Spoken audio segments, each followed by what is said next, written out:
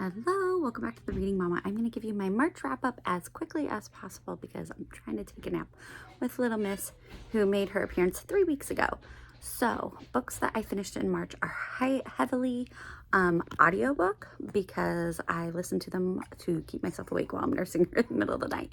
But I do have several others, and middle grade March really took off. So, I'm going to use my handy dandy reading journal and read those to you, and I will try to pop pictures up and give you a quick synopsis of them or what I liked about them. So first up is I finished Anne of Avonlea, which was the February year of mod with Chantel. I finished it in March. And I haven't even started Anne of the Island yet, but it was wonderful. I ended up switching over to the audiobook version. Loved it. I love Davy. I love Paul. I just love the interactions with the children, because as somebody who has a lot of children and works with kids, I just felt like it was very relatable and just well written, and I just enjoyed that. I also finished, so for a middle grade book that I finished in March was Bridge to Terabithia. I haven't read that in a long time, and so I read that. It was very heartbreaking. I was trying to see if I would want my kids to read that, and I feel like it's just a little too, there's some concepts in it that as a Christian don't jive with what I believe. And so I think I'm probably going to leave that as a free read for my kids. Leave it as a discussion, but I really loved the story. It is a hard story on many levels, just from his mom and his family relations all the way down to just life there in a poor area, an impoverished area of the country, to his friend and what happens. I'm sure most of you have seen it. If you haven't, you've either seen the movie or you've read it and you know how it ends. It is a tearjerker, so keep that in mind. But it was very good. It was very heavy, though. I also read The Always War, which I would say is like middle grade YA, and that is by Haddix, and I really enjoyed it. It was I enjoyed it, but it was odd. It was a dystopian novel. It was very different from a lot of hers. I feel like a lot of hers, it connects a little bit better than The Always War. This one was very much, as an adult, you can see the connections to political regimes and things of today, and make those connections. I would be a good discussion point with some middle school kids, maybe high school. It was not my favorite Haddix, I'll be honest with you, but I did enjoy it. I had my preteen read it and my teen, and they were like, not my favorite. But anyways, then for another March challenge, I did the Read Your Bookshelf Challenge by Chantel, and I finally finished Dune. But I had been hoping that would be it. Really, the topic was time, so pretty much all of my books for this month could have fallen under that category. But I did finish Dune. If you don't know the story, please go watch the movie, read the book. The audiobook is amazing for Dune. I kept switching between physical copy and audiobook on that one because it's a beefy book. I'm not sure if I'm going to continue. Again, as an adult reading this, there are just so many political connections with Dune that it was just amazing. I kept telling my husband, I was like, it's so like the movie. And then I was like, oh, it's so not like the movie. And the movie gets it all wrong here. And then, oh, it's so like the movie. It's bouncing back and forth. Considering it's such a beefy book, I think the modern movies at least, do a decent job of telling the story. But there were some kind of shockers if you're reading the book that are different from the movies. But I digress. But I really did enjoy the story of Dune. I don't know if I'll continue it because it is such a complex world that is created there. And there's so many things going on. I feel like I don't think I have the brain capacity to read all that nuance out of that at this point in time in my life. But it was very interesting. I also finished a middle grade book called Race the Night, and I forget who it was written by. And this was weird. Basically, I'm trying not to give spoilers, but there are children who are being raised, and they are they have only a few adult caregivers who are telling them that they're the last children in the world. They're the special children. The rest of the world has fallen. And so they have they're very doomsday, prepper kind of mentality. You've got all the canned food and just a little bit of paper. And as you go through the story, the people in charge of them become more and more controlling, and that becomes an issue. Anyways, there's some like psychological manipulation going on. It was a heavier book in the end when you think of what topics it goes on than I thought it would be picking it up, especially since it had like a Disney stamp as Disney publishers. It was very interesting um, as an adult, and I let my teen read it. I don't know that I would really let the ages that it recommends, like fourth, fifth grader, read it because of that psychological manipulation that is shown throughout it is very hard, and I don't know that I want my kids exposed to that just yet in that way, in a realistic setting. So yeah, race night was interesting. Then I read a YA novel called Not If I Save You First by Allie Carter, and I'm still on the fence about Allie Carter. My teen and I have decided we really like her story writing. We don't always love her characters, and she has terrible endings. Like, the endings are good, but they're just rushed, and like, spent all this time building these characters up, and then just like, we're done at the end. So yeah, but Not If I Save You First follows a young girl whose father is in the Secret Service, and she's best friends with the president's son when they're very young. Then a attack happens at the White House, and they are very initially separated, and her and her father go and live like off the grid. And then later on, things happen from that are based on that first event, and it's a very intense thriller based, action based. Her characters just aren't super believable. They can do too many things and yet have very immature minds. It's just, I don't know, there's some kind of nuance on it, but she has a good writing style that you want to keep reading, if that makes sense. I don't know. It's a Allie Carter I'm still on the fence about here. But yes, so we finished that, my teen and I, and we enjoyed it, but we have concerns. Then I finished another middle grade, which is called The War Within, which was very interesting historical fiction that focuses on wealthy Jewish storekeeper family in the South who owned slaves. And then Ulysses S. Grant is like offended by some Jewish, and this is the real fact, is he was offended by somebody who was a Jewish marketer. And so he exiled them from his area, basically, and so confiscated all their property, took them, and they had to leave their area. So that's what happened in real life. And so this follows a made-up story of a young girl going through that, and how I thought the author, Carol Mattis, does just an amazing job of having the child think through, like, okay, well, we own slaves, but then we're being treated this way, and it's not fair, and the South is wrong, or the North is wrong, and everybody from the North is evil, but wait, this is a Jewish man from the North, and he actually was good, and he helped us, and just all those different nuances between slavery and anti-Semitism and different things like that. And so I thought she treated that really well. So The War Within by Carol Mattis was great. Then I read Julia and the Shark, and I forget the artist's name. And it was a weird one too. That was a lot of heavy middle grade books. Some of them are just too heavy. This one was heavy because there are just a couple different issues. Let's just see here. So a young girl and her parents are scientists. They go up north, like to the Hebrides type area. I don't know. Her mom is looking for this shark because she thinks the shark has is the link to curing, I believe, dementia or Alzheimer's. I don't remember exactly. And so she wants to study it more. She's not getting the funding. The father's fixing a lighthouse that's there. He's some kind of engineer, so he's working on that, and that's like the summer project, and they live in the lighthouse.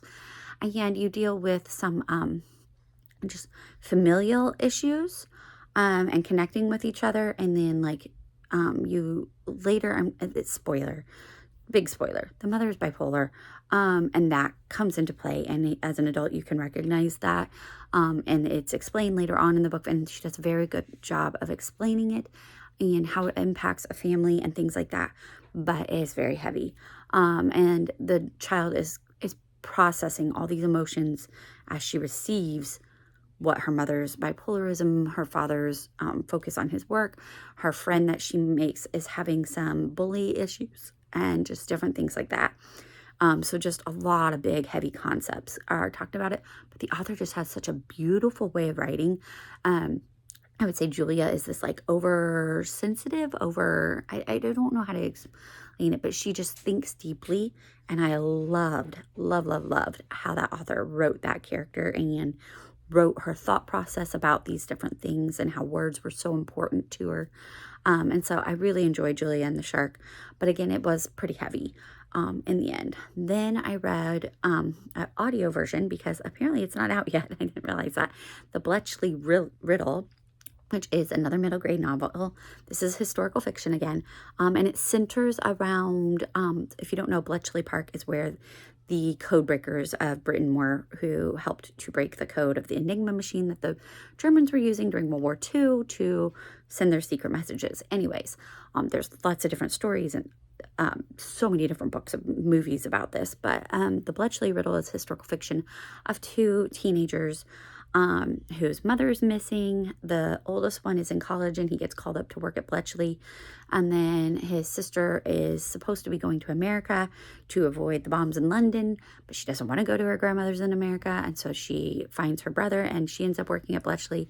And there's just, tons and tons of different aspects. It's a thriller without it being super intense, which is kind of interesting because it's written by Ruta Sepetys and Steve Sheinkin. And Ruta Sepetys I love her writing, but it's usually pretty hard-hitting. And this was not quite as hard-hitting, I felt. Like it was a lighter, it was perfect for middle grade. And then Steve Sheinkin is a new to me author, and he's just amazing. Love his historical writings. So we're going to be putting like all of his books into our school from now on because he was that good. And then I read Brown Girl Dreaming. I didn't love it, but I also couldn't put it down, if that makes sense. Oh dear, where's Passy? And so, sorry, baby issues here.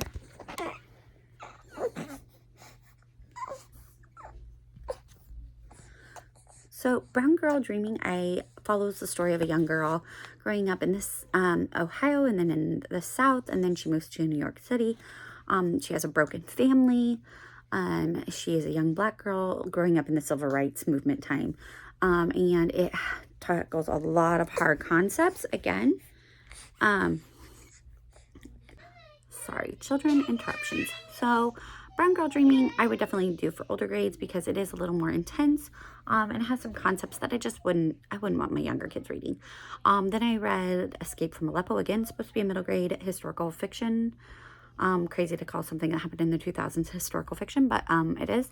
And it takes place during the Syrian civil war and follows a young girl as she is separated from her family and tries to leave Aleppo amidst the fighting. And it's a lot of heavy topics.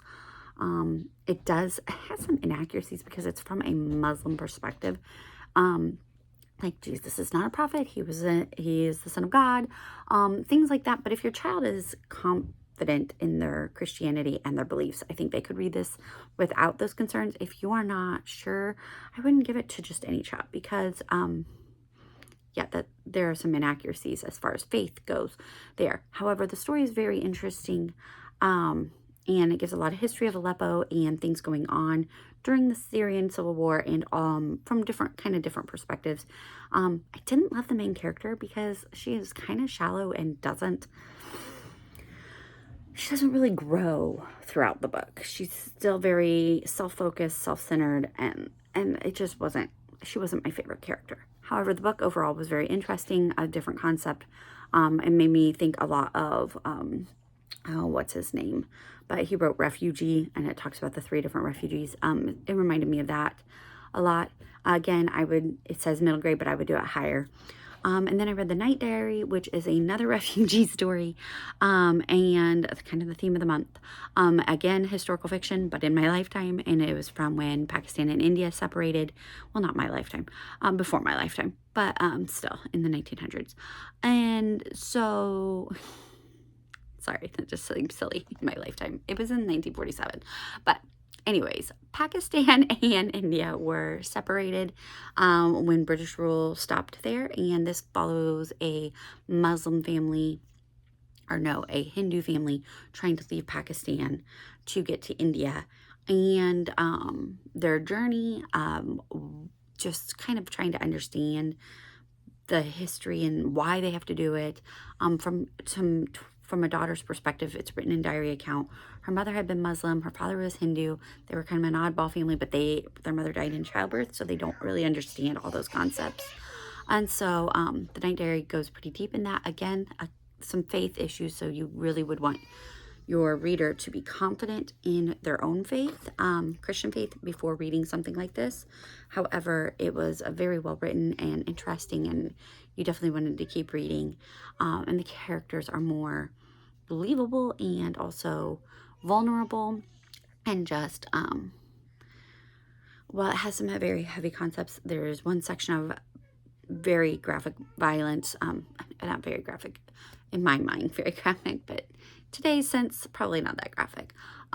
But it's only in this one section, really, for the whole cause of it. It's not bad. And so I would highly recommend The Night Diary.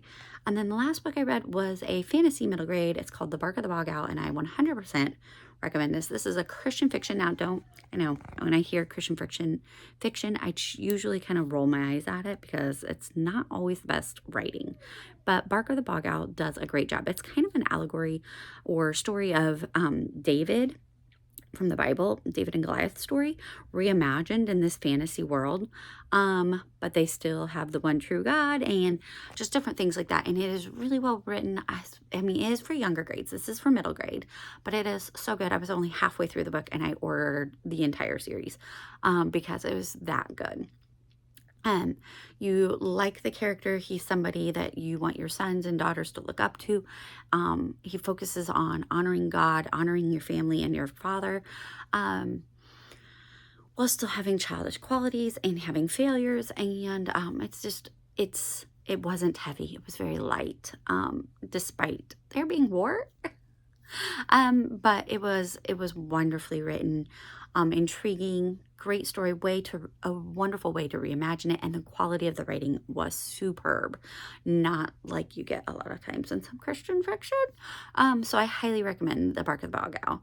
Then there were 3 books I DNF'd this month, and one was Ash Garden. I know Middle Grade March was reading The Secret Garden and Moon Garden. I loved Moon Garden. I love Secret Garden. Read those last year, so I didn't do it. But I read the last book in the Moon Garden series, and I did not love it. I don't know if it was just timing or what, but I read the first several chapters. It was just a little, I don't know. I didn't feel like it was following the same trajectory as the other books. I didn't love the writing. I didn't love the characters. I couldn't do it. So I DNF'd that one. I started reading Paper Wishes, which is a historical fiction for internment camp. Also DNF'd that because the writing was terrible. Just horrible, like nobody should read it. And then I DNF'd Renegades, which was a YA fantasy superhero kind of book. And it was weird, didn't really love it, but I was like, well, it might pick up. And then it introduced some homosexual characters, and I was like, no, not doing this. Because like I said, I wasn't loving it to begin with. And I was like, introducing this, I'm done. It was very odd. But yeah, overall, I read 13 books in March, which is pretty impressive since I also gave birth to a baby. And then I DNF'd 3. I didn't get to my year mod, Anna of the Island. So hopefully I'll get to that in Anna of Windy Poplars this month, but I'm not going to hold my breath. I did finish one of my 40 by 40 books, which was Dune. And I made some progress on some of my other 40 by 40 books. And then I read a lot of middle grade books, which it was Middle Grade March, so that was exciting. A lot of fantasy and historical fiction is what kind of drew me there. So yeah, not terrible. And then the Read Your Book Shelf Challenge was Time, and I feel like all of my historical fictions hit on that. And several of them were already on my shelf, so they weren't just library books. They were books I already had, and so that was exciting. Or they were audiobooks that I could get from the library, so also always good.